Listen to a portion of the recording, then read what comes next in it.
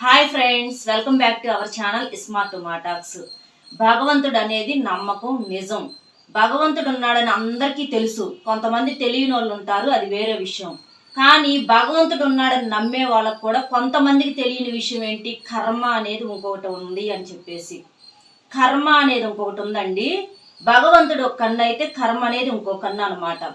మనం చేసేటటువంటి పాప పుణ్యాలను తెలిసి తెలియక ఏమన్నా చేసినా భగవంతుడన్నా మనల్ని ఏమన్నా కొంచెమన్నా క్షమిస్తాడేమో కానీ కర్మ అనేది ఒకటి ఉంది కదా, అది మనల్ని చచ్చినా వదలదు, చచ్చినా క్షమించదు కూడా. మనం మంచి చేస్తే మంచి రిజల్ట్ వచ్చేదాకా వదిలిపెట్టదు కర్మ. చెడు చేస్తే ఆ పాపం అనుభవించేదాకా అది అప్పుడు కూడా అది వదిలిపెట్టదు అనమాట. ఇదివరకు ఎప్పుడో చేసిన పాపాలు ఎప్పుడో చచ్చిపోయినాకో, లేకపోతే లాస్ట్ స్టేజీలో మనం మంచంలో ఉన్నప్పుడు అట్లా బాధలు పడే వాళ్ళు చేసిన పాపాలు ఎక్కడికి పోతాయి, అందుకే అనుభవిస్తున్నాడు, మంచంలో పడ్డాడు, పురుగులు పడుతున్నాయి, ఎంతమంది నేర్పించాడు, ఆ ఉసురంతా ఇప్పుడు తగులుతుంది, అది ఇది అని చెప్పి అనుకునేవాళ్ళు ఇదివరకు రోజుల్లో అట్లాగా. కానీ ఇప్పుడు ఈ రోజుల్లో ఏం జరుగుతుంది, ఎప్పుడు చేసినా అప్పుడే సెటిల్మెంట్ చేసేస్తున్నాడు. దేవుడు కూడా ఉంచుకోవట్లా, మొయ్యదలుచుకోవట్లా, దేవుడు కూడా ఎప్పుడే ఇచ్చేస్తున్నాడు అనమాట. మంచి చేస్తే మంచి, చెడు చేస్తే చెడు.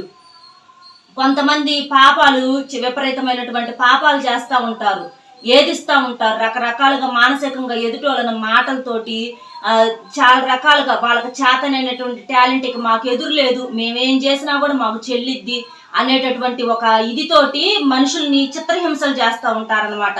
అంటే కొడితేనే, ఒంటి మీద దెబ్బ కొడితేనే, దెబ్బ తగిలితేనే అదే నొప్పి అయితేనే అదే బాధ కాదండి. మనసుకు తగిలేటటువంటి దెబ్బలతో పోలిస్తే శరీరానికి తగిలే దెబ్బలు ఇంకా కాస్త నయ్యవేమో, అవి తగ్గిపోతాయి వాటికి ముందు రాస్తే. కానీ మనసుకు తగిలే దెబ్బలు ఉంటాయి చూసారా, అవి వాటికి మనిషి అనేవాడు చచ్చిపోతాడు, కదిలిపోతాడు, ఎక్కడ కదలాలో అక్కడ కదిలిపోతాయి వాళ్ళకి. అంత పెయిన్ అనేది ఉంటది అనమాట లోపల, మానసికమైనటువంటి బాధ. అలాంటి వాళ్ళు కొంతమంది మేము ఏది చేసినా చెల్లిద్ది, మా కాళ్ళ కాడున్నారు, మా ఇష్టం అని చెప్పేసేసి రకరకాలుగా మాటలతోటి చాలా రకాలుగా హింసిస్తూ ఉంటారు. అది ఎదుటోళ్ళు వాళ్ళు సైలెంట్గా ఉండాలి. అలాంటి టైంలో ఏం మాట్లాడకూడదు. ఎందుకంటే మాట్లాడితే మూర్ఖులతో వాదన పెట్టుకోవటం వల్ల వచ్చే లాభం ఏమీ లేదు. మనం ఎంత మంచి చెడులు చెప్పినా ఎవరికి అర్థం కావు, అర్థమయ్యే వాళ్ళకి ఒకరు చెప్పాల్సిన పని లేదు. కాబట్టి సైలెంట్గా ఉంటే కాలము ఎవరికి ఎలాంటి శిక్షలు వేసే టైం వచ్చినప్పుడు ఆ కర్మ అనేది ఎవరికి ఎప్పుడు ఏ శిక్ష వేయాలో ఆ శిక్ష వేసి తీరిద్ది. కాబట్టి ఎవరు కూడా తొందరపడి ఎవరో నోరు జారారని చెప్పి మనం కూడా నోరు జారితే వాళ్ళకి మనకి తేడా ఏముంటది. కాబట్టి ఏదైనా సరే కర్మ అనేది అది చూసుకునిద్ది. మనం చూసినా చూడకపోయినా ఆ కర్మ అనేది చూసుకునిద్ది అనమాట. అందుకే అంటారు భగవంతుడన్నా కొంచెం ఎక్స్క్యూజ్ చేస్తాడు, భగవంతుడన్నా కొంచెం క్షమిస్తాడేమో. అయ్యా నాయన మేము ఇట్లా చేసాము, తెలిసి తెలియక మేము ఇట్లాంటి పాపాలు చేసామని చెప్పేసేసి దేవుడికి వెళ్ళి పాలాభిషేకాలు అవని ఇవని హుండీల్లో లక్షలు వేసి చాలా రకాలుగా గొళ్ళకు వెళ్ళి పూజలు చేసి చాలా వరకు పాపాలను పోగొట్టుకుంటారు.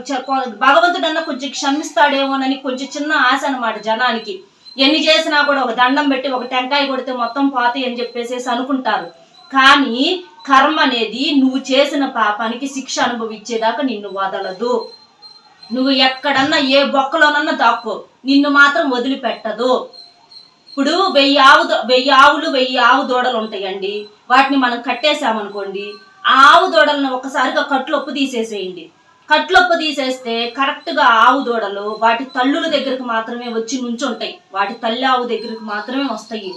అన్ని గుంపులుగా 1000 ఆవులు ఉన్నా సరే పొరపాటున ఆవు దూడ ఒక ఆవు దూడ ఇంకో ఆవు తల్లి దగ్గరికి వెళ్ళి ఆగదు, తన తల్లి దగ్గరకు మాత్రమే వచ్చి ఆగిద్ది. వాటికి తెలుసు, వాటి తల్లులు ఏంటనేది అంతమందిలో కూడా వాటికి తెలుసు అనమాట.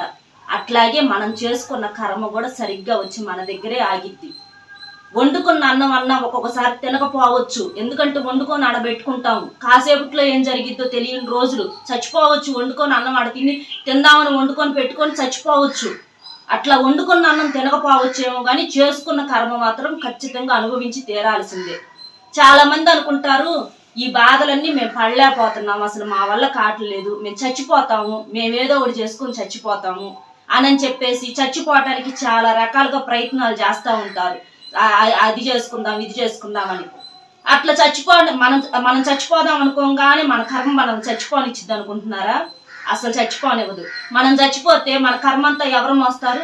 ఆ కర్మ అంతా మొయ్యటం కోసమైనా మనం బతకాలి. ఆ కర్మ బతికిచ్చిద్ది మనల్ని. ఎందుకంటే మనం మొయ్యాల్సినవి చాలా ఉన్నాయి కాబట్టి. మంచి చేస్తే మంచి మొయ్యాలి, చెడు చేస్తున్నప్పుడు చెడు మొయ్యాలి. గత జన్మ తాలూకా కర్మలు కూడా ఈ జన్మలో మనకి ఎమ్మడబడతాయి అన్నమాట. ఈ జన్మలో చేసుకున్నయే కాదు. అందుకే వచ్చే జన్మలోనన్నా కాస్త సుఖపడాలంటే ఈ జన్మలోనన్నా కొంచెం మంచి పనులు చేసుకుంటే వచ్చే జన్మలోనన్నా కాస్త సుఖపడతాము. ఏ జన్మలో తెలిసి తెలియకుండా ఏం పాపాలు చేసాము, ఈ జన్మలో ఇన్ని కర్మలు మోస్తున్నాము. కనీసం ఈ జన్మలోనన్నా కాస్త మంచి పనులు చేసుకుంటా, కాస్త దానాలు ధర్మాలు కాస్త అలాంటివి చేసుకుంటా ఉంటుంటే కొంచెం వచ్చే జన్మలోనన్నా కాస్త సుఖపడతామేమోనని ఒక చిన్న ఆశ అనమాట. అలాగే చావులు బతుకులు కూడా మన చేతుల్లో లేవు. మనం చచ్చిపోదాం అనుకోగానే చచ్చిపోతే ఈ భూమి మీద సగం మంది ఉండరు. అట్లాగా ఎందుకంటే ఆ కర్మ అనేది మనల్ని వదలదు. జనం అనుకుంటారు ఏటీఎం కార్డులో కనుక ఏటీఎం కార్డు పెట్టగానే డబ్బులు వచ్చినట్లుగా మనం చచ్చిపోదాం అనుకోగానే అంత తేలిగ్గా మనం చచ్చిపోతే ఇంకేమి, అంతా మన ఇష్టమేనా? ఇక రాతలు ఇంక ఇవన్నీ మనకి ఎందుకు ఉంటాయి? కాబట్టి భగవంతుడు అనేవాడినన్నా కొంచెం మాయ చేయొచ్చు. అయ్యా నాయన తెలిసి తెలియజేశాను అయ్యా పరమేశ్వర అది ఇదని చెప్పేసి దేవుళ్ళకి, ఎవరు నమ్ముకున్న దేవుళ్ళకి వాళ్ళు దండం పెట్టుకోవచ్చు. కానీ దేవుడు క్షమించిన కర్మ మాత్రం క్షమించదు. మన అంతు చూసేదాకా వదలదు. కాబట్టి ఏదైనా సరే ఒక పని చేసేటప్పుడు అది మంచిదా కాదా, ఒక మాట మాట్లాడేటప్పుడు మన మాట వల్ల ఎవరన్నా ఇబ్బంది పడుతున్నారా లేదా, మనం ఏది మాట్లాడినా కొంతమంది ఎదుటోళ్ళు బలహీనులుగా ఉంటే వాళ్ళు ఇష్టం వచ్చినట్లుగా ఇక మా ఇష్టం మాకు చెల్లిద్ది ఏదైనా అనేటటువంటి వాళ్ళ పవర్ను చూపిస్తారు. మనుషుల దగ్గరే ఇంత పవర్ ఉంటే దేవుడి దగ్గర ఇంకెంత పవర్ ఉండాలి? ఎవరి దగ్గర ఎవరిని చూపించి ఏంది ఇదంతా బొమ్మలు అండి, చేసేది ఏమీ లేదు. ఎవరమైనా ఆ దేవుడి ముందర తలంచాల్సిందే. మనుషులకే ఇన్ని తెలివితేటలు ఉంటే దేవుడికి ఎన్ని తెలివితేటలు ఉంటాయి? మనుషుల దగ్గరే ఇంత టాలెంట్ ఉంటే దేవుడికి ఇంకెంత ఉండాలి? ఎప్పుడైనా సరే ఒక మనిషికి పరస్పరం గౌరవం ఇవ్వటం నేర్చుకోండి. వాళ్ళు చిన్నోళ్ళైనా పెద్దోళ్ళైనా. మనం ఒక స్టేజీలో ఉన్నా నేను ఏది చేసినా కూడా ఏదన్నా కూడా చెల్లిద్దిలే అని చెప్పేసేసి ఎవరిని కూడా కించపరిచి మాట్లాడకూడదు. మేము పెద్దోళ్ళం కదా, మేము ఏదన్నా చెల్లిద్ది అని చెప్పేసి పెద్దోళ్ళు కొంతమంది నోర్లు జారిపోతూ ఉంటారు. తల్లులైనా తండ్రులైనా ఇంట్లో పిల్లల మీద ఎట్లా పడితే అట్లా మాట్లాడతారు కొంతమంది. మేము కన్నాము నువ్వు పడాలి, మేము అంటాం పెద్దోళ్ళం ఏదో ఒకటి.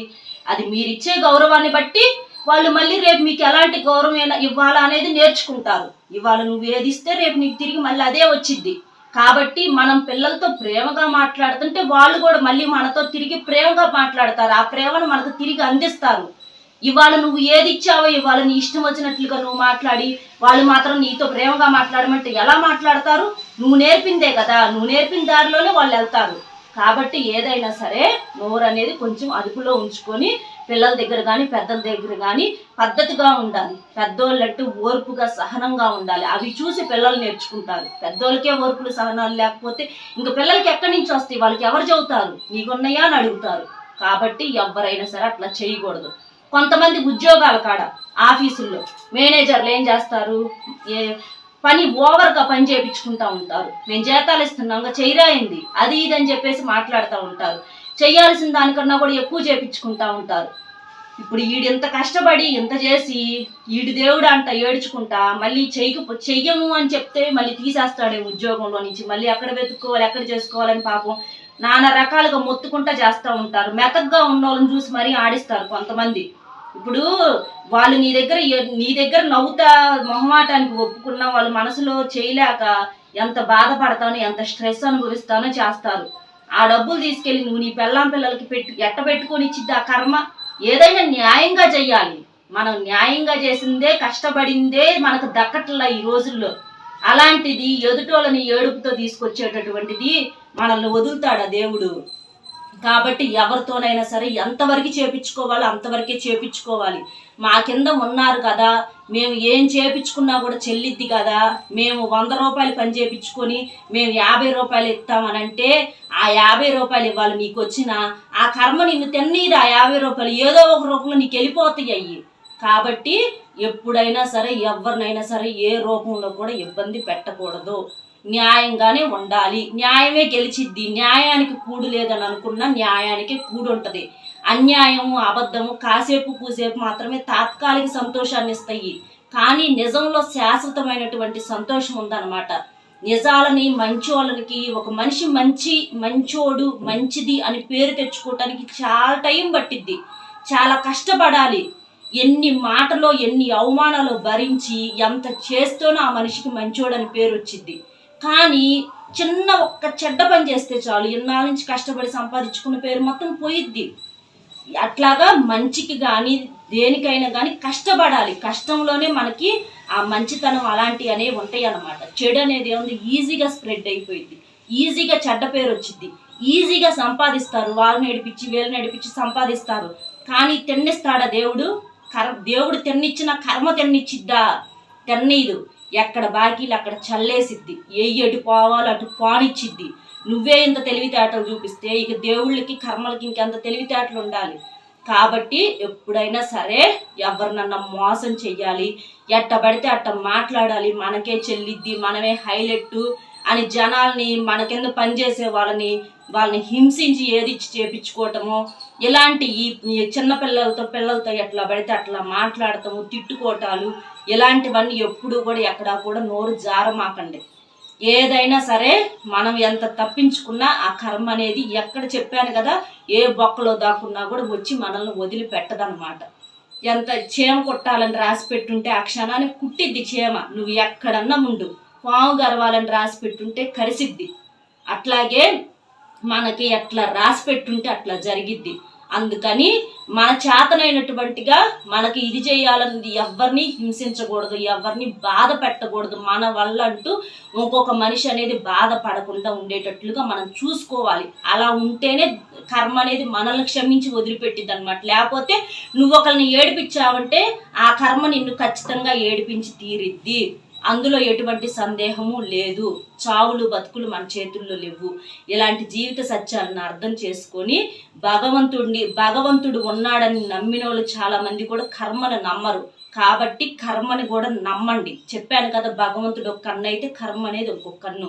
ఈ రెండింటిని మర్చిపోవద్దు. భగవంతుడు క్షమించిన కర్మ వదిలిపెట్టదు. కాబట్టి మంచి పనులు చేయండి, అందరితో మంచి అనిపించుకొని బతకండి. ఎవరిని మీ మాట వల్ల కానీ మీ పని వల్ల కానీ ఇబ్బంది పెట్టమాకండి. అర్థం చేసుకోండి. ఈ వీడియో మీకు అర్థమైంది అనుకుంటున్నాను. వీడియో నచ్చితే ఒక చిన్న లైక్ ఇచ్చి మరిన్ని మంచి వీడియోస్ కోసం మన ఛానల్ సబ్స్క్రైబ్ చేసుకొని సపోర్ట్ చేయండి. మరొక మంచి వీడియోతో మళ్ళీ కలుద్దాం. Bye friends.